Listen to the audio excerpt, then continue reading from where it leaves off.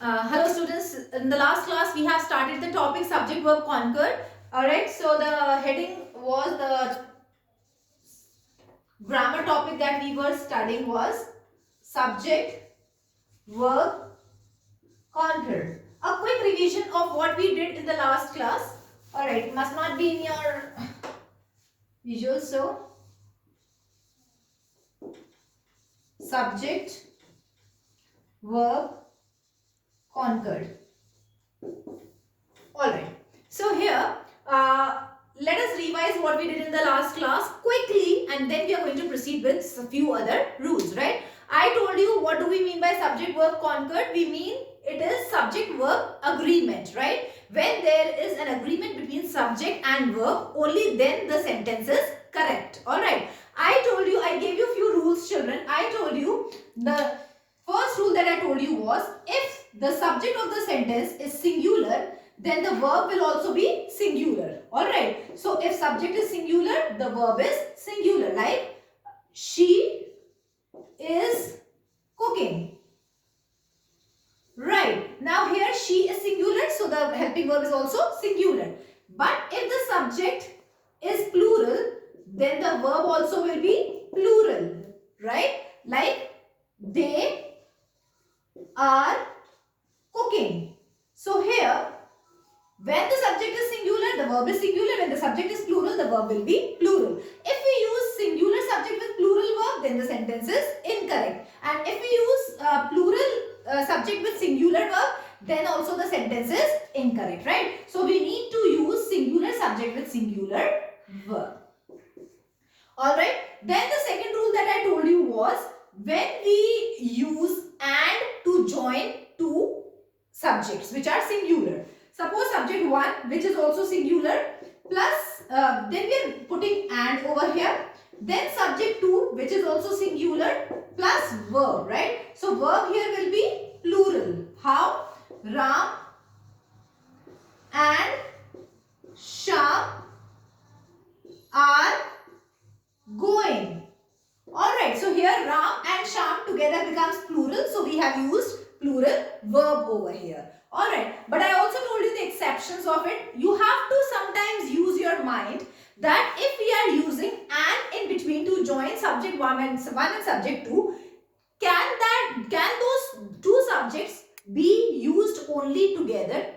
Like bread and butter is a tasty breakfast. Now we cannot eat bread separately and butter separately. It is together a tasty breakfast, right? So here we are using what, children? Singular helping verb, right?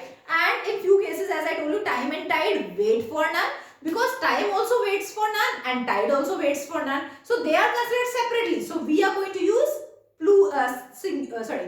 plural verb, right? And if I say slow and steady wins the race. Now here slow alone cannot win the race. Steady alone cannot win the race. So slow and steady can be studied only together. So this is what I taught you in the last class. Rule number 3, I told you when the sentence starts from one of, then the subject will be plural and the verb used will be singular. Alright, one of my uncles has given me this. One of my teachers is very good, right? Number 4, I told you when subject 1 and subject 2 are joined with few phrases like along with,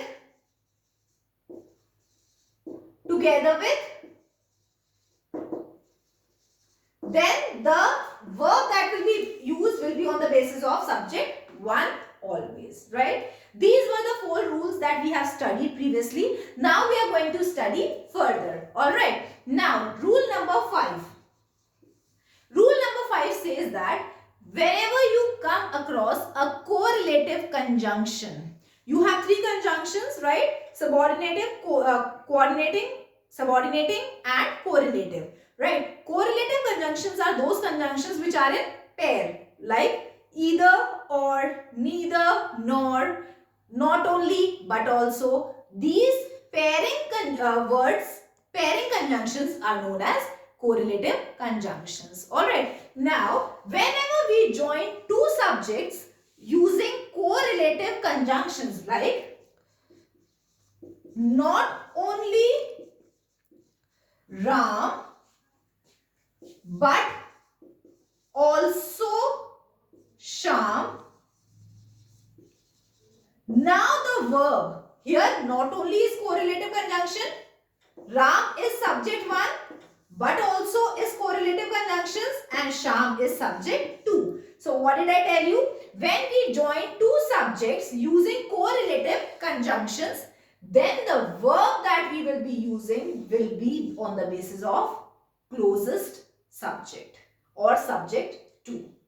Alright, either Ram or his teachers are coming for party. Now if here I say teachers, teachers is plural, so what verb will we use? Plural, are. But instead of teacher, if it would have been teacher, right, then it would have been is, right? So how does we use, what verbs do we use with correlative conjunctions? We use verb according to second subject.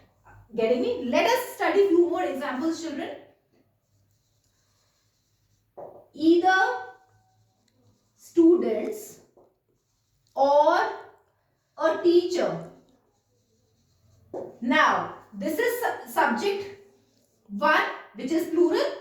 This is subject 2 which is singular, right? So, verb will be according to which subject, children? Subject 2. So, what verb will I put? Is or are? Is.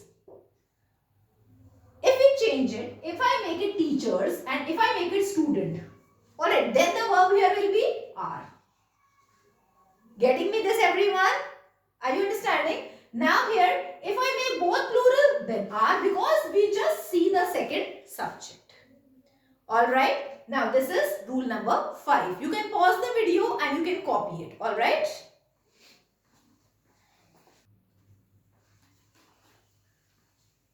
Alright, now rule number 6. Alright, rule number 6.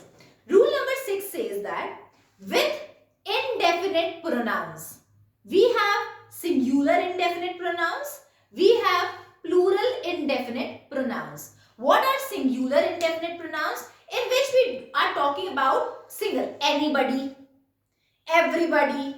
Alright, now here these are singular indefinite pronoun, right? With singular indefinite pronoun, you are going to use singular verb, but with plural indefinite pronouns like both, few, all, you are going to use plural verb. Alright, like anybody, everybody is shouting. Now, this is, everybody is what, children?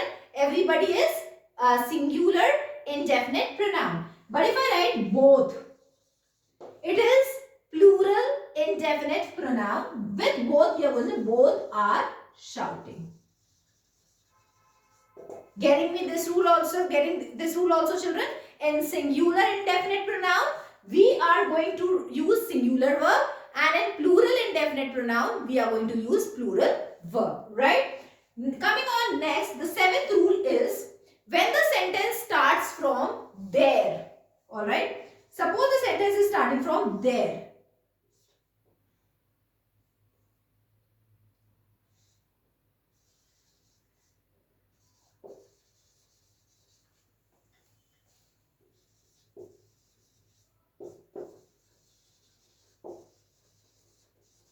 Now, what is the difference between these two sentences? There dash some books, there dash some water. The difference is that the noun that we are using, one is countable and one is uncountable.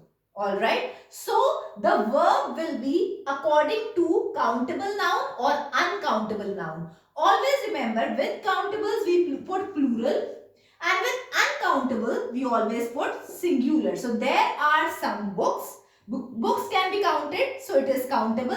And we are going to put are. And there is some water. Water is uncountable. You cannot say there are some water. There is some water.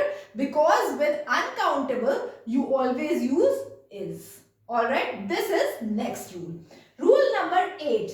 Rule number 8 says, children, that whenever there is a name of any place, alright, suppose there is a book which has a plural name, clear? And if there is a place, alright, which has a plural name, but the name of an organization, book or any name will always have singular verb, alright. Do not put plural verb even if the word that is there in the name is plural. Getting me this? This you should understand, alright. Example, 3 men in a boat, men, men, it is plural, but what verb are you going to use? Is a good book, clear? So this is the next rule. Rule number 8, with names of organization,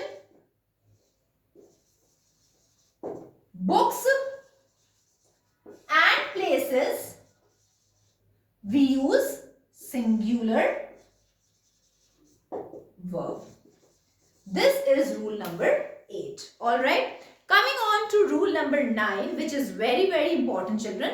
Just pause the video and copy all the rules. Rule number 1, where subject is singular, verb is singular. Then rule number, same rule, subject plural, verb plural. Next, when we connect two subjects using and, the verb becomes plural. Alright. In few exceptions, I have already told you. If the sentence starts from there, right, it depends on the noun. If the noun is plural, countable, like we can count books, right? So books, if we have countable nouns, then the verb will be plural. If we have uncountable noun, like water, can we count water? No. So if we have uncountable noun like water, the verb used will be singular. Alright. Next rule is, when the sentence starts with one of, the subject will be plural but the verb will be singular. One of my teachers is very good, right? So only one is good out of many. So that's why the verb is singular. Subject 1 and subject 2 when connected with few phrases like along with, together with, no less than, then the verb used will be according to subject 1. Next rule, when we have correlative conjunctions like not only but also, either or, neither nor, then the verb used will be according to second subject. Alright.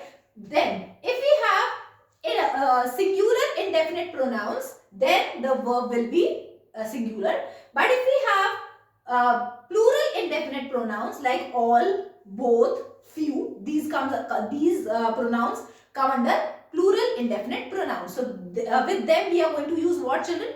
Plural verb, right? With the names of organization, books and places, we use singular verb. Alright, this is next rule. Next one is very important. Alright, now let me explain one very important thing, rule number 9, right? Rule number 9 says that if the subject is starting, when the sentence starts, suppose it is Rohan, and we have a filler subject like who is holding lots of balloons, comma. This is a filler subject. And then here verb comes. So you get confused and you put plural verb over here, which is wrong because verb will be according to main subject. This is just a filler. This is telling us about main subject. Ram, who is holding lots of balloons, is a good boy. Because Ram, we are talking about mainly Ram. This is just a filler subject. Alright, Rohan, not Ram, right? Now, teachers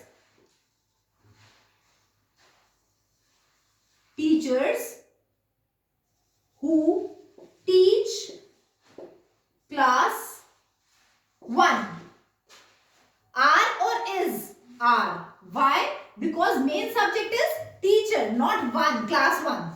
Alright, that's why teachers who teach class 1 are coming for the party. Alright, did you understand? So I am talking about these filler subjects. Whenever you have filler subjects in between, do not concentrate on them. The verb that we are going to use will be according to main verb. And the main verb is this one. Alright, it may also come afterwards. Just understand. Cars of red color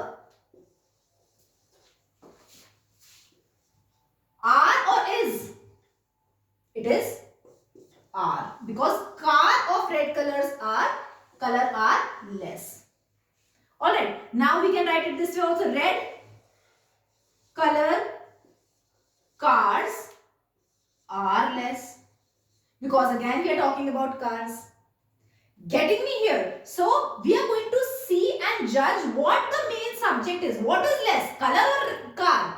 Cars are less, right? That's why we are going to put are. We have to judge what is the main subject. Alright. There are many other rules, children, which we come across when we do editing and omitting. So keep on practicing editing or omitting and do copy these rules in your copy. Alright.